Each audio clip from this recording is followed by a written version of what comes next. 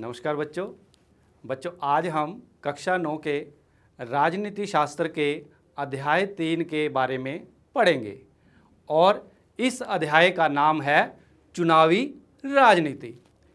अगर हम इन दो शब्दों को देखें, चुनावी और राजनीति, चुनावी यानी चुनाव से संबंधित और राजनीति यानी चुनाव के दौरान जो राजनेता लोग हैं वो अपनी नीतियां किस तरह अपनाते हैं, किस तरह चलाते हैं। तो इस प्रकार हम ये देखेंगे इस लेसन में कि चुनावी राजनीति क्या होती है।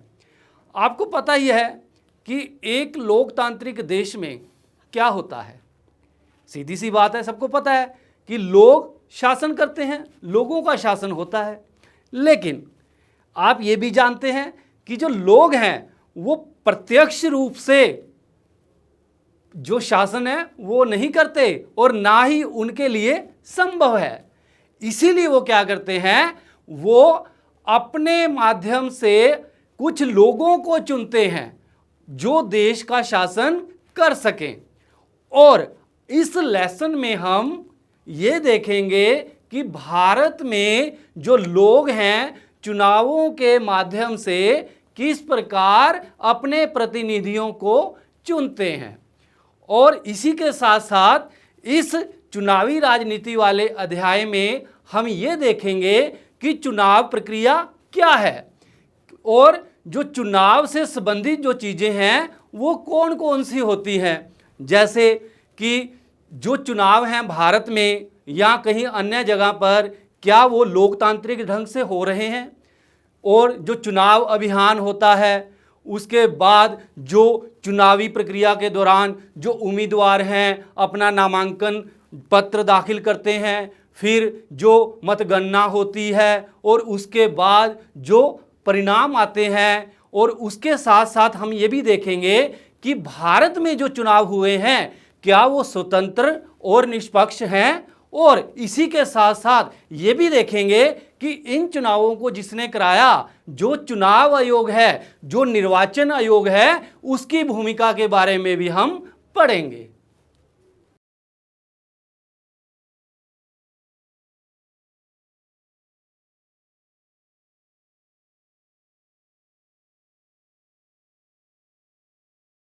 तो बच्चों, सबसे पहले ये चुनावी प्रक्रिया क्या होती है इसको समझने के लिए सबसे पहले हम 1987 में हरियाणा विधानसभा के हुए चुनावों में एक अखबार की खबर को पढ़ते हैं। आधी रात के बाद का समय, उत्सुक भीड़ शहर के चौराहे के पास पिछले 5 घंटों से अपने नेता के आने का इंतजार कर रही है। आयोजक भीड़ को बार बार भरोसा दिला रहे हैं कि नेता बस अब आने ही वाले हैं। जब भी कोई गाड़ी पास से गुजरती तो लोग अपने नेता को देखने की उम्मीद में उठ खड़े होते हैं। उन्हें लगता है कि हमारे नेता आ गए हैं। यह नेता हैं श्री देवीलाल, हरियाणा संघर्ष समिति के प्रमुख, जो गुरुवार की उस रात करनाल में भाषण देने वाले हैं। 76 वर्ष के इस नेता को आजकल जरा भी फुर्सत नहीं है। उनका राजनीतिक कार्यक्रम सुबह 8 बजे से शुरू होकर रात 11 बजे तक चलता है। आज सुबह से उन्होंने 9 चुनावी सभाओं में भाषण दिया है। पिछले 23 महीनों से वे लगातार जनसभाएं कर रहे हैं और चुनाव की तैयारियां कर रहे हैं। तो ये जो आपने अखबार की एक खबर देखी है उसमें क्या है, ये तैयारियां हो रही हैं 1987 के हरियाणा के विधानसभा चुनावों की। अब यहाँ पे क्या हो रहा है, यहाँ जो विपक्षी पार्टी है एक, उसके जो नेता हैं चौधरी देवीलाल जी, वो क्या हैं, उन्होंने अपने अन्य सहयोगियों के साथ मिलकर के एक संयुक्त मोर्चा तैयार किया है और उन्होंने अपनी एक पार्टी भी बनाई है जिसका नाम है लोकदल, हरियाणा लोकदल पार्टी। अब वो क्या है, वो प्रयास कर रहे हैं कि इस विधानसभा चुनावों में उनकी जीत पक्की हो। अब इसके लिए वो क्या कर रहे हैं, आपने देखा, अभी आपने पढ़ा सुना कि वो तैयारियां कर रहे हैं, जनसभाएं आयोजित कर रहे हैं और इसके साथ साथ जनसभाएं करने के साथ साथ वो अन्य काम भी कर रहे हैं। वो जो वोटर हैं, जो मतदाता हैं, उनको लुभा रहे हैं। हाँ, वो उनको कह रहे हैं कि अगर उनकी पार्टी सत्ता में आई तो वो जो छोटे किसान हैं, जो खेतीहर मजदूर हैं और जो छोटे व्यापारी हैं, उनका कर्जा माफ कर देंगे। अब जो लोग हैं उनको पता है कि वो जो सरकार अभी कांग्रेस की है यहाँ पर हरियाणा में, उससे वो नाखुश हैं, वो उसकी नीतियों से खुश नहीं है। इसीलिए वे चौधरी देवीलाल की पार्टी की तरफ और चौधरी देवीलाल की तरफ आकर्षित होते हैं। अब हरियाणा में जो विधानसभा चुनाव है वहां पर 90 सीटें हैं। जब चुनाव हुए, परिणाम आए, तो क्या हुआ, इस जो मोर्चा था देवीलाल की पार्टियों के द्वारा बनाया गया, उसको 76 सीटें मिली 90 में से, और जो चौधरी देवीलाल की पार्टी थी लोकदल, उसको 60 सीटें मिली, यानी स्पष्ट बहुमत मिला। अपने दम पर ही वो सरकार बना सकते थे। अब जब वो चुनकर के विधानसभा में पहुंचे तो वहां के जो उनकी पार्टी के लोग थे, उन्होंने देवीलाल को अपना नेता चुन लिया। और जो उस समय उस राज्य के राज्यपाल थे, उन्होंने चौधरी देवीलाल जी को सरकार बनाने के लिए निमंत्रण दिया और उसके साथ ही वो हरियाणा के मुख्यमंत्री बन गए। और सबसे पहले उन्होंने क्या काम किया, उन्होंने जो वायदा किया था वोटरों के साथ, मतदाताओं के साथ, कि जो खेतीहर मजदूर हैं, जो छोटे किसान हैं, छोटे व्यापारी हैं, उनका कर्जा माफ कर दिया जाएगा। और ये काम उन्होंने आते ही कर दिया और उनकी सरकार 4 साल तक चलती रही। 1991 में फिर दोबारा चुनाव हुए और फिर वहां पर कांग्रेस पार्टी सत्ता में आई। तो इस प्रकार आपने देखा कि चुनावों के माध्यम से कभी कोई पार्टी सत्ता में आती है, कभी कोई पार्टी सत्ता में आती है। पहले कांग्रेस थी, बाद में लोकदल आ गई, उसके बाद फिर क्या हुआ, कांग्रेस पार्टी हरियाणा में सत्ता में आ गई। अब प्रश्न ये पैदा होता है कि ये जो चुनाव हैं, क्या ये जरूरी हैं? अगर हम पूरे संसार में देखें तो 100 से भी ज़्यादा ऐसे देश हैं जहां पर चुनाव कराए जाते हैं सरकार को चुनने के लिए। लेकिन कई ऐसे देश भी हैं जहां पर अलोकतांत्रिक स्थिति है, यानी लोकतंत्र नहीं है, फिर भी चुनाव होते हैं। अब प्रश्न यह है कि लोकतांत्रिक देशों में तो चुनाव ठीक है, लेकिन अलोकतांत्रिक देशों में चुनाव की क्या जरूरत है?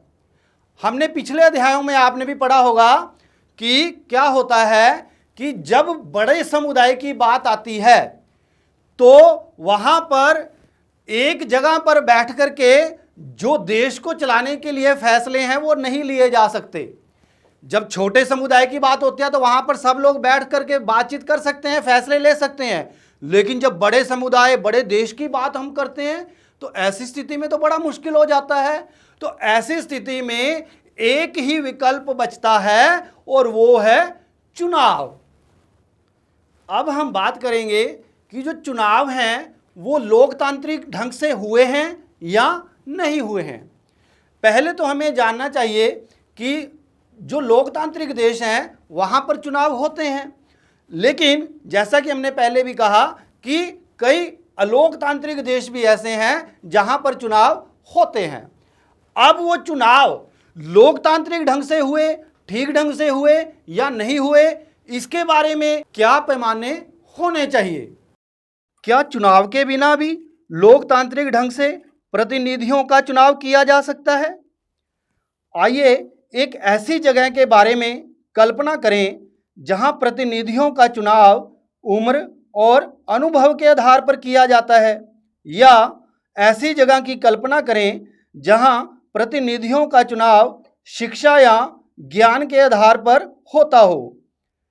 किसे ज़्यादा अनुभव या ज़्यादा ज्ञान है, यह तय करने में थोड़ी परेशानी आ सकती है, पर यह मान लें कि लोग मिलजुल कर इन परेशानियों को दूर कर लेंगे। स्पष्ट है, ऐसी जगह पर चुनाव की ज़रूरत नहीं रह जाएगी। लेकिन क्या फिर हम इस व्यवस्था को लोकतंत्र कह सकते हैं। हम यह कैसे पता करेंगे कि लोगों को उनका प्रतिनिधि पसंद है या नहीं? हम यह व्यवस्था कैसे करेंगे कि प्रतिनिधि लोगों की इच्छा के अनुरूप ही शासन करें? हम इस चीज की व्यवस्था कैसे करेंगे कि जो प्रतिनिधि लोगों को पसंद ना हो वे अपने पद पर न बने रहें? इसके लिए ऐसी व्यवस्था करने की जरूरत है जिससे लोग नियमित अंतराल पर अपने प्रतिनिधियों को चुन सकें और अगर इच्छा हो तो उन्हें बदल भी दें। और इस व्यवस्था का नाम है चुनाव। इसलिए हमारे समय में प्रतिनिधित्व वाले लोकतंत्र में चुनाव को जरूरी माना जाता है। चुनाव में मतदाता कई तरह से चुनाव करते हैं। जैसे वे अपने लिए कानून बनाने वाले का चुनाव कर सकते हैं, यानी वे चुन सकते हैं कि उनके लिए कानून कौन बनाएगा। वे सरकार बनाने और बड़े फैसले करने वाले का चुनाव कर सकते हैं, यानी ये भी मतदाताओं के हाथ में होता है कि वे किसकी सरकार बनाएं और वो किसको चुने जो उनके लिए फैसला कर सके। इसके साथ ही वे सरकार और उसके द्वारा बनने वाले कानूनों का दिशा निर्देश करने वाली पार्टी का चुनाव कर सकते हैं, अर्थात कि किस पार्टी को चुनना है, क्या वो पार्टी कानूनों को मानेगी, सही दिशा निर्देश देगी, ये भी वो मतदाता तय कर सकते हैं। लोकतांत्रिक चुनावों के लिए कुछ जरूरी न्यूनतम शर्तें होती हैं।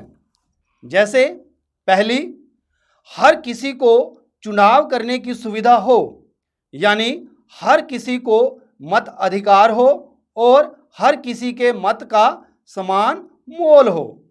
दूसरा, चुनाव में विकल्प उपलब्ध हों, पार्टियों और उम्मीदवारों को चुनाव में उतरने की आज़ादी हो और वे मतदाताओं के लिए विकल्प पेश करें। तीसरा, चुनाव का अवसर नियमित अंतराल पर मिलता रहे। नए चुनाव कुछ वर्षों में जरूर कराए जाने चाहिए। चौथा, लोग जिसे चाहें वास्तव में चुनाव उसी का होना चाहिए। पांचवा, चुनाव स्वतंत्र और निष्पक्ष ढंग से कराए जाने चाहिए जिससे लोग सचमुच अपनी इच्छा से व्यक्ति का चुनाव कर सकें। ये जो शर्तें हैं, ये जो न्यूनतम शर्तें हैं, ये बहुत ही सरल और आसान लगती हैं, लेकिन फिर भी कई देशों में इन न्यूनतम शर्तों का पालन नहीं किया जाता। हम देखेंगे भारत में कि वो कैसे लोकतांत्रिक प्रक्रिया को अपनाता है और कैसे यहाँ पर इस प्रकार की न्यूनतम शर्तें पूरी की जाती हैं या नहीं की जाती। और इस प्रकार हम देखते हैं कि जो चुनाव हैं वास्तव में एक मुकाबला है, एक प्रकार की प्रतिद्वंदिता है, एक प्रकार की प्रतियोगिता है। और ये प्रतियोगिता हमें कई जगह पर देखने को मिलती है। विभिन्न पार्टियां जो हैं चुनावों के दौरान एक प्रकार ऐसे लगता है कि जो एक दूसरे के प्रतिद्वंदी बने हुए हैं, एक दूसरे के साथ मुकाबला कर रहे हैं। चुनावों के दौरान तो ये जो मुकाबला है, ये जो प्रतिद्वंदिता है, ये जो प्रतियोगिता है, हमें कई अवसरों पर देखने को मिलती है। लेकिन क्या राजनीतिक प्रतिद्वंदिता का होना अच्छी चीज है? चुनावी प्रतिद्वंदिता में कुछ स्पष्ट नुकसान दिखते हैं। इससे हर बस्ती, हर घर में बंटवारे जैसी स्थिति हो जाती है। आपने भी अपने इलाके में सुना होगा कि लोग पार्टी पॉलिटिक्स के फैलने की शिकायत कर रहे हैं। विभिन्न दलों के लोग और नेता अक्सर एक दूसरे के खिलाफ आरोप लगाते हैं। पार्टियां और उम्मीदवार चुनाव जीतने के लिए तरह तरह के हथकंडे अपनाते हैं। कुछ लोगों का कहना है कि चुनावी दौड़ जीतने का यह दबाव सही किस्म की दीर्घकालिक राजनीति को पनपने नहीं देता। समाज और देश की सेवा करने की चाह रखने वाले कई अच्छे लोग भी इन्हीं कारणों से चुनावी मुकाबलों में नहीं उतरते। उन्हें इस मुश्किल और बेढंगी लड़ाई में उतरना अच्छा नहीं लगता। हमारे संविधान निर्माता इन समस्याओं के प्रति सचेत थे, फिर भी उन्होंने भविष्य के नेताओं के चुनाव के लिए चुनावी मुकाबले का ही चयन किया। उन्होंने ऐसा इसलिए किया क्योंकि दीर्घकालिक रूप से यही व्यवस्था बेहतर काम करती है। एक आदर्श दुनिया में ही सभी राजनीतिक नेताओं को मालूम होता है कि लोगों का हित किन चीज़ों में है तथा ये सभी नेता लोगों की सेवा की प्रेरणा से ही राजनीति में आते हैं। पर असल जीवन में ऐसा नहीं होता। दुनिया भर के सभी नेताओं को अन्य पेशों के लोगों के समान आगे बढ़ने की, अपना कैरियर बनाने की चिंता होती है। वे सत्ता में बने रहना चाहते हैं या अपने लिए बड़ी से बड़ी कुर्सी और ज़्यादा से ज़्यादा अधिकार पाना चाहते हैं। संभव है कि उनके अंदर लोगों की सेवा करने की भावना भी हो, पर सिर्फ इस भावना के भरोसे चीज़ों को छोड़ना जोखिम का काम है। यह भी संभव है कि उनके अंदर लोगों की मदद करने की भावना हो, पर उन्हें यह मालूम ना हो कि यह काम कैसे किया जा सकता है। या यह भी हो सकता है कि उनके मन में जो विचार हों उनका लोगों की ज़रूरत या स्थानीय स्थितियों से मेल ही ना बैठे। ऐसे में हम इन वास्तविकताओं का सामना कैसे कर सकते हैं? एक तरीका तो राजनेताओं के ज्ञान और चरित्र में बदलाव और सुधार लाने का है। दूसरा और ज़्यादा व्यवहारिक तरीका यह है कि हम ऐसी व्यवस्था बनाएं जिससे लोगों की सेवा करने वाले राजनेताओं को पुरस्कार मिले और ऐसा ना करने वालों को दंड मिले। इस पुरस्कार या दंड का फैसला कौन करता है? इसका सीधा सा जवाब है कि लोग करते हैं। चुनावी प्रतिद्वंदिता का यही अर्थ है। नियमित चुनावी मुकाबले का लाभ राजनीतिक दलों और नेताओं को मिलता है। वे जानते हैं कि अगर उन्होंने लोगों की इच्छा के अनुसार मुद्दों को उठाया तो उनकी लोकप्रियता बढ़ेगी और अगले चुनाव में उनकी जीत की संभावना भी बढ़ जाएगी। लेकिन यदि वे अपने कामकाज से मतदाताओं को संतुष्ट करने में असफल रहते हैं तो वे अगला चुनाव नहीं जीत सकते। इस तरह यदि कोई राजनीतिक पार्टी सिर्फ सत्ता में आने की इच्छा से ही आगे आई है तो उसे भी मजबूरन जनता की सेवा करनी होगी। कुछ इसी ढंग से बाजार काम करता है।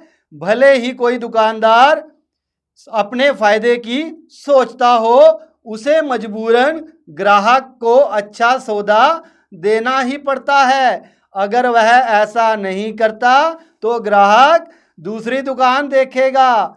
इसी तरह राजनीति मुकाबले से संभव है कुछ भेदभाव पनपे और लोगों में आपसी मनमुटाव पैदा हो, लेकिन आखिरकार इससे राजनीतिक दल और इसके नेता लोगों की सेवा के लिए बाध्य होते हैं। अब अगर हम इस संदर्भ में देखें कि भारत की चुनाव प्रणाली क्या है, क्या भारत में चुनाव लोकतांत्रिक ढंग से होते हैं, तो इसके लिए हमें ये देखना होगा कि भारत में चुनाव कैसे होते हैं।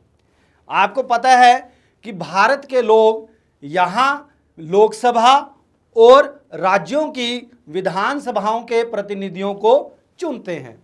लोकसभा और राज्यों की विधानसभाओं का कार्यकाल 5 वर्ष का होता है और 5 वर्ष के बाद वो लोकसभा और राज्यों की विधानसभाएं भंग हो जाती हैं और उसके बाद फिर दोबारा से चुनाव करवाया जाता है। आपने ये भी देखा होगा कि राज्यों की जो विधानसभाओं के चुनाव हैं वो कभी इस महीने हो रहे हैं, कभी उस साल हो रहे हैं, यानी एक साथ नहीं होते। जबकि लोकसभा के चुनाव पूरे भारत में एक साथ होते हैं और इसीलिए लोकसभा के चुनाव जब एक साथ होते हैं तो उनको आम चुनाव जनरल इलेक्शन के नाम से जाना जाता है। इसके साथ साथ भारत में क्या होता है कि उपचुनाव भी होता है। उपचुनाव क्या होता है? जब कोई लोकसभा का या विधानसभा का सदस्य इस्तीफा दे देता है या फिर मृत्यु को प्राप्त हो जाता है, तो ऐसी स्थिति में उसकी सीट को भरने के लिए चुनाव कराया जाता है और इसे उपचुनाव कहते हैं। अभी हम चुनाव क्षेत्र की बात भी करेंगे। आपने पढ़ा है कि हरियाणा के लोगों ने 90 विधायकों का चुनाव किया। संभव है आपने सोचा होगा कि उन्होंने ऐसा कैसे किया होगा। क्या हरियाणा का हर व्यक्ति सभी 90 विधायकों के लिए वोट देता है? शायद आपको भी मालूम होगा कि ऐसा नहीं होता। चुनाव के उद्देश्य से देश को अनेक क्षेत्रों में बांट लिया गया है। इन्हें निर्वाचन क्षेत्र कहते हैं। एक क्षेत्र में रहने वाले मतदाता अपने एक प्रतिनिधि का चुनाव करते हैं।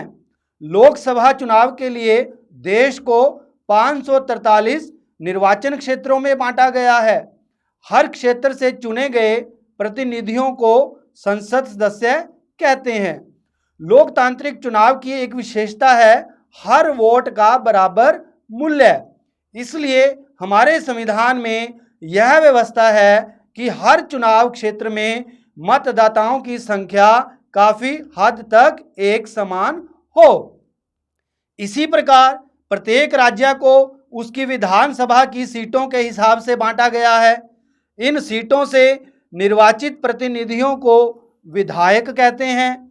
प्रत्येक संसदीय निर्वाचन क्षेत्र में विधानसभा के कई निर्वाचन क्षेत्र आते हैं। पंचायतों और नगर पालिका के चुनावों में भी यही तरीका अपनाया जाता है। प्रत्येक पंचायत को कई वार्डों में बांटा जाता है, जो छोटे छोटे निर्वाचन क्षेत्र हैं। प्रत्येक वार्ड से पंचायत या नगर पालिका के लिए एक सदस्य का चुनाव होता है। कई बार निर्वाचन क्षेत्र को सीट भी कहा जाता है, क्योंकि हर क्षेत्र संसद या विधानसभा की एक सीट का प्रतिनिधित्व करता है। इसलिए जब हम कहते हैं कि लोक दल ने हरियाणा की 60 सीटें जीती हैं, तो इसका मतलब है कि विधानसभा के 60 निर्वाचन क्षेत्रों से लोक दल के 60 लोग जीतकर राज्य विधानसभा में पहुंचे। अब हम आरक्षित निर्वाचन क्षेत्र की बात करेंगे। हमारा संविधान क्या है? भारत के प्रत्येक नागरिक को अधिकार देता है। क्या अधिकार देता है? कि वो अपने प्रतिनिधि को चुन सकता है और खुद भी जनप्रतिनिधि बन सकता है। अब हमारे संविधान जो निर्माता थे बहुत ही दिव्य दृष्टि रखते थे। उनको दूरदृष्टि थी। उनको पता था कि भारत में कई ऐसे लोग हैं जो कमजोर हैं और पिछड़े हुए वर्ग से हैं, और इसको ध्यान में रखते हुए उन्होंने क्या किया? संविधान के अंदर आरक्षित निर्वाचन क्षेत्र की व्यवस्था की है। अब ये आरक्षित निर्वाचित क्षेत्र क्या है? क्या अर्थ है इसका? इसका अर्थ है कि कुछ सीटें जो आरक्षित कर दी गई हैं, चाहे वो अनुसूचित जाति के लोगों के लिए या अनुसूचित जनजाति के लोगों के लिए, लोकसभा में और विधानसभा में ये व्यवस्था की गई है कि अनुसूचित जाति के लिए जो सीटें आरक्षित की गई हैं, वहां से केवल अनुसूचित जाति का व्यक्ति ही चुनाव लड़ सकता है, और जो सीटें अनुसूचित जनजाति के लिए आरक्षित की गई हैं, वहां से केवल अनुसूचित जनजाति का व्यक्ति ही चुनाव लड़ सकता है। अब भारत में लोकसभा में क्या है? कुल 543 निर्वाचन क्षेत्र हैं।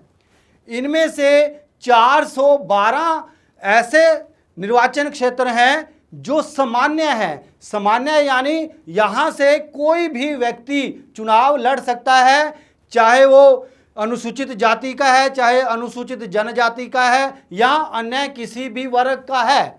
लेकिन यहां पर जो 84 सीटें हैं वो अनुसूचित जाति के लोगों के लिए आरक्षित की गई हैं। इसका क्या अर्थ हुआ कि यहां पे से केवल अनुसूचित जाति का व्यक्ति ही चुनाव लड़ेगा। और इसी प्रकार लोकसभा में 47 सीटें ऐसी हैं या ऐसे आरक्षित क्षेत्र हैं जहां से केवल अनुसूचित जनजाति का व्यक्ति ही चुनाव लड़ सकता है। अब हम एक मानचित्र के माध्यम से इस स्थिति को समझ सकते हैं। इस मानचित्र में आप देख सकते हैं कि लोकसभा के निर्वाचन क्षेत्रों को दर्शाया गया है। इसमें आप देख रहे हैं कि कुल 543 निर्वाचन क्षेत्र हैं। सफेद रंग में उन क्षेत्रों को दर्शाया गया है जो सामान्य वर्ग के लिए हैं। दूसरे शब्दों में हम कह सकते हैं निर्वाचन क्षेत्रों से कोई भी व्यक्ति चुनाव लड़ सकता है और इनकी संख्या 412 है। लाल रंग अनुसूचित जाति के निर्वाचित क्षेत्रों को दिखाता है, यानी यहां से केवल अनुसूचित जाति का व्यक्ति ही चुनाव लड़ सकता है और इनकी कुल संख्या 84 है। हरा रंग अनुसूचित जनजाति के निर्वाचन क्षेत्रों को दिखाता है, अर्थात इन क्षेत्रों से केवल अनुसूचित जनजाति का व्यक्ति ही चुनाव लड़ सकता है और इन क्षेत्रों की संख्या 47 है। और आरक्षण की व्यवस्था स्थानीय स्तर पर भी की गई है। अभी तक हमने कहा कि लोकसभा और विधानसभा में अनुसूचित जाति और अनुसूचित जनजाति के लोगों के लिए सीटें आरक्षित हैं। ये व्यवस्था स्थानीय स्तर पर भी की गई है, यानी वहां पर भी अनुसूचित जाति और अनुसूचित जनजाति के लोगों के लिए सीटें आरक्षित हैं। स्थानीय स्वशासन की हम जब बात करते हैं तो हम बात करते हैं कि जो ग्रामीण क्षेत्र में पंचायतें हैं, जिला परिषद हैं या शहरी क्षेत्र में नगर पालिका है, नगर निगम है, वहां पर भी इस प्रकार की व्यवस्था की गई है। इसके अतिरिक्त इन क्षेत्रों में अन्य पिछड़े वर्गों के लिए भी सीटें आरक्षित की गई हैं। और एक बड़ी बात क्या है कि महिलाओं को भी उचित प्रतिनिधित्व मिले, इसके लिए भी व्यवस्था की गई है। स्थानीय क्षेत्र में ग्रामीण और शहरी स्थानीय निकायों में क्या किया गया है, महिलाओं के लिए 1/3 सीटें आरक्षित की गई हैं। अब हम मतदाता सूची की बात करेंगे। मतदाता सूची की जब हम बात करते हैं तो हमारा ध्यान सीधा जाता है कि ये सूची किसके लिए है। ये सूची उन लोगों की है जो मत देंगे, मतदाता हैं, मत देने वाले मतदाता होते हैं। और क्या होता है, यही लोग तय करते हैं या इसी सूची से पता चलता है कि कौन व्यक्ति वोट देगा और कौन व्यक्ति वोट नहीं देगा। यानी मतदाता सूची में ही सारा कुछ निर्धारित होता है, पता चलता है कि भारत में किस व्यक्ति के द्वारा वोट दी जाएगी और किसके द्वारा वोट नहीं दी जाएगी। मतदाता सूची की जब हम बात करते हैं तो आइए इसके बारे में कुछ हम और जानें। लोकतांत्रिक चुनाव में मतदान की योग्यता रखने वालों की सूची चुनाव से काफ़ी पहले तैयार कर ली जाती है और हर किसी को दे दी जाती है। इस सूची को आधिकारिक रूप से मतदाता सूची कहते हैं। आम बोलचाल में इसे वोटर लिस्ट भी कहते हैं। यह एक महत्वपूर्ण कदम है क्योंकि इसका सीधा संबंध लोकतांत्रिक चुनाव की पहली शर्त अपना प्रतिनिधि चुनने के लिए हर किसी को समान अवसर मिलने से है। पहले हमने सार्वभौमिक वयस्क मताधिकार के बारे में पढ़ा था। व्यवहार में इसका मतलब है कि हर किसी को मत देने का अधिकार होना चाहिए और हर एक का मत समान मोल का होना चाहिए। जब तक ठोस कारण ना हो, किसी को मताधिकार से वंचित नहीं किया जाना चाहिए। अलग अलग नागरिक अनेक मामलों में एक दूसरे से भिन्न होते हैं। कोई अमीर है, कोई गरीब, कोई बहुत पढ़ा लिखा है तो कोई कम या एकदम अशिक्षित, कोई बहुत दयालु है तो कोई नहीं, पर हर कोई इंसान तो है और अपनी ज़रूरतों और विचारों के अनुरूप समाज में योगदान करता है। इसलिए सभी को प्रभावित करने वाले निर्णयों में सबकी भागीदारी होनी चाहिए। हमारे देश में 18 वर्ष और उससे ऊपर की उम्र के सभी नागरिक चुनाव में वोट डाल सकते हैं। नागरिक की जाति, धर्म, लिंग चाहे जो भी हो, उसे मत देने का अधिकार है। अपराधियों और दिमागी असंतुलन वाले कुछ लोगों को वोट देने के अधिकार से वंचित किया जा सकता है, लेकिन ऐसा सिर्फ बेहद खास स्थितियों में ही होता है। सभी सक्षम मतदाताओं का नाम मतदाता सूची में हो, यह व्यवस्था करना सरकार की जिम्मेदारी है। क्योंकि हर अगले चुनाव में नए लोग मतदाता बनने की उम्र तक आ जाते हैं, इसलिए हर चुनाव से पूर्व मतदाता सूची को सुधारा जाता है। जो लोग उस इलाके से बाहर चले जाते हैं या जिनकी मौत हो जाती है, उनके नाम इस सूची से काट दिए जाते हैं। हर 5 वर्ष में मतदाता सूची का पूर्ण नवीनीकरण किया जाता है। ऐसा मतदाता सूची को एकदम ताज़ा रखने के लिए किया जाता है। पिछले कुछ वर्षों से चुनाव में फोटो पहचान पत्र की नई व्यवस्था लागू की गई है। सरकार ने मतदाता सूची में दर्ज सभी लोगों को यह कार्ड देने की कोशिश की है। वोट देते जाते समय मतदाता को यह पहचान पत्र साथ रखना होता है, जिससे किसी एक का वोट कोई दूसरा न डाल दे। तो बच्चों, आज जो इसका पहला भाग था वो ख़त्म हुआ। अब हम इसका दूसरा भाग अगले वीडियो में प्रस्तुत करेंगे। धन्यवाद।